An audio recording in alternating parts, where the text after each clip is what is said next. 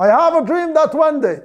Ça, c'était un homme qui voulait faire de l'amour l'emblème de la réussite politique. Ok, you have a dream. Nothing, my friend. There is no dream.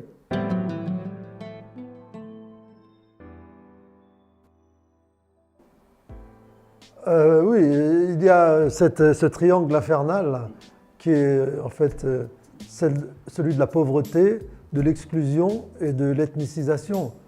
Ça veut dire, dans une société qui est supposée être à égalité pour tous les enfants, plus les enfants se sentent exclus de ce monde virtuel, et plus ils reviennent ou ils se tournent vers leur ethnie primaire d'appartenance pour essayer de trouver le réconfort, un refuge, un foyer que la République ne leur a pas donné. C'est comme ça que je fais la liaison entre l'exclusion, la discrimination et l'ethnicisation d'une société. J'ai écrit un livre en anglais qui s'appelle Ethnicity or Equality, France in the Balance. Ethnicité ou égalité. La France est en déséquilibre. On parle souvent, on a parlé il y a une quinzaine d'années beaucoup de ce fameux plafond de verre. C'est-à-dire pour les minorités ethniques, il arrive un moment où vous montez de l'échelle, mais tout d'un coup vous trouvez au-dessus de vos têtes qu'on ne peut plus aller plus loin. Ça fait penser au bus de Madame Rosa Parks en 1954 dans l'État de Alabama. Cette femme qui est rentrée dans le bus, noire, elle était fatiguée et elle a très bien vu que là-bas, au rang numéro 12, il y avait cette étiquette Whites Only, réservée aux Blancs. Et donc les 12 premiers rangs étaient pour les Blancs, pas pour les Noirs. Et elle savait que c'était une espèce de plafond de verre, qu'elle n'avait pas le droit d'aller au-delà de la frontière. Et elle a décidé, elle, parce qu'elle était fatiguée, vieille, de s'asseoir au premier rang. Et c'est comme ça que, dans les années 55, 56, le mouvement des droits civiques et de lutte contre la ségrégation ont commencé aux États-Unis d'Amérique. Eh bien, ce plafond de verre, il existe toujours pour les Noirs américains, pour les Latino-américains.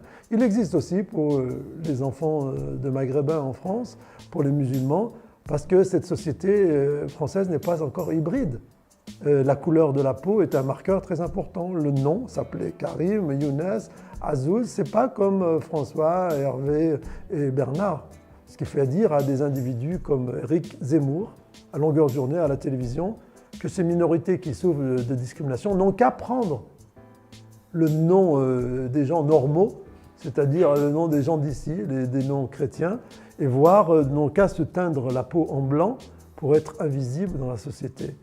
Ben non, c'est pas comme ça que la société multiculturelle et les sociétés hybrides qui s'enrichissent, on l'a vu avec l'équipe nationale de football qui, forte de sa diversité, est consacrée championne du monde. Eh bien, dans la société en général, ça doit fonctionner comme ça.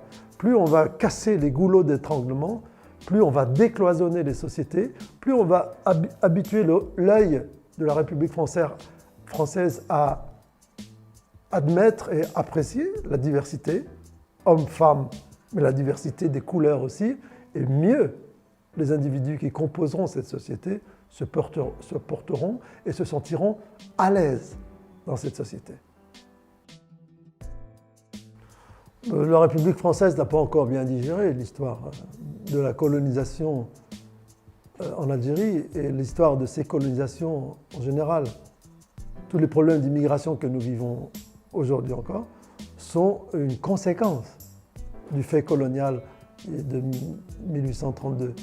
Et par conséquent, le meilleur moyen de se débarrasser d'un poison que l'on porte en soi, le poison qui est celui du viol que constitue la colonisation, ce n'est pas une civilisation, c'est un viol à main armée, eh bien c'est d'en parler avec les enfants et d'éduquer les enfants pour raconter l'histoire du viol et raconter comment l'immigration actuelle est le résultat d'un viol et que le meilleur moyen de faire disparaître, ce n'est pas d'essayer de le cacher au fond de son estomac ou au fond de son foie, mais d'essayer d'en parler, de l'extraire, faire comprendre aux Français que le passé est là, mais on va le négocier ensemble pour continuer bâtir un avenir ensemble.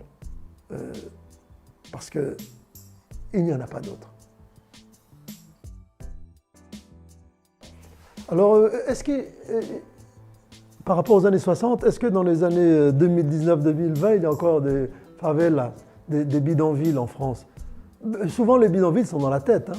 Vous avez des enfants qui ont 12 ans, 15 ans, et qui sont déjà sûrs qu'ils ne pourront rien faire dans la société parce qu'ils sont cuits d'avance.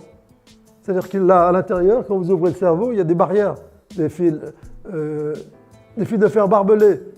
Ils sont dedans, là. J'ai envie de leur dire, hey, c'est fini la colonisation, c'est fini la guerre, c'est fini.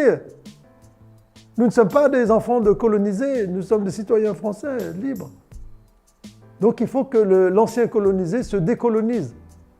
Il faut faire en sorte que quand l'équipe de France joue au football contre l'équipe d'Algérie, ben, si l'équipe d'Algérie gagne, eh bien qu'il n'y ait pas 50 millions d'Algériens qui sautent sur la table en disant « on a battu l'ancien colon ». Non, c'est fini, la colonisation, classe, c'est fini, on est dans un nouveau monde. Et par rapport aux années 50 aujourd'hui, une chose est importante.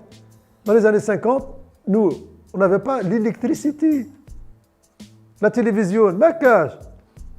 On n'avait même pas le téléphone portable, on n'avait que le téléphone arabe à l'époque. Aujourd'hui, chaque individu en France, en Algérie et partout ailleurs dans le monde, chaque individu de la planète dispose d'un téléphone portable dans la poche. Ça change complètement la donne. Moi aujourd'hui, je veux savoir tout de suite là, dans la seconde qui suit, qui était Ibn Khaldoun, born in Tunisia en 1282. Je regarde sur Google. J'ai toute la réponse. Qu'est-ce que veut dire Azouz Begag quand il dit ça? Il veut dire aujourd'hui que si vous voulez savoir, si vous voulez lire, Iqra, si vous voulez connaître, si vous souhaitez approfondir dans la minute, vous avez 1 milliard de livres, 1 milliard d'informations qui sont disponibles dans votre téléphone portable. C'est à vous qu'il revient d'ouvrir et d'aller voir avec de la curiosité. Cherche à savoir qui était Al-Khwarizmi, qu'est-ce qu'il peut t'apporter à toi. Tout est possible. Donc il faut arrêter d'attendre de la 4e, 5e, 6e, 7e République qui vous apporte les solutions. La solution, c'est toi qui l'as. La solution, c'est nourrir ta curiosité. Oui, nous sommes tous des enfants, des héritiers d'une histoire, tous les habitants de la planète sont les enfants d'une histoire. Très souvent d'ailleurs, une histoire de douleur. Plus rarement une histoire de bonheur, d'amour et d'amitié. I have a dream.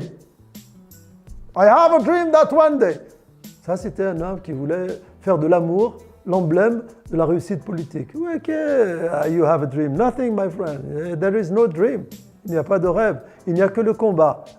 Stand up and fight for your rights. Tu te lèves et tu te hirak, bouge. Mon ami, qu'est-ce que tu attends? Ça ne viendra pas. Il faut bouger. Et bouger, ça veut dire tu vas dire que tu existes et que tu es contre la corruption. Et que toi, tu gagnes 200 € par mois à Alger, à Sidi Aish ou à Béchar. Et que tu en as marre parce que 200 €, ça ne te permet pas de vivre, toi et tes 5 enfants. Alors que tu sais que monsieur Untel et monsieur Untel et monsieur Untel, ils ont volé 5 milliards de dollars qu'ils ont planqués. Tu deviens fou. Donc il y a du racisme ici, là-bas, tu t'en fiches. La volonté de vouloir, toi, dégager le système qui te corrompt, qui t'a bouffé, qui a ruiné ton pays, c'est toi qui la portes en toi. Donc n'attends rien de personne. Toi et ton voisin, et ton village, et ta famille, et ton pays, et ton peuple, vous devez ensemble vous lever et te dire non, non et non. Et vous verrez, ça va changer. Boum, boum, boum.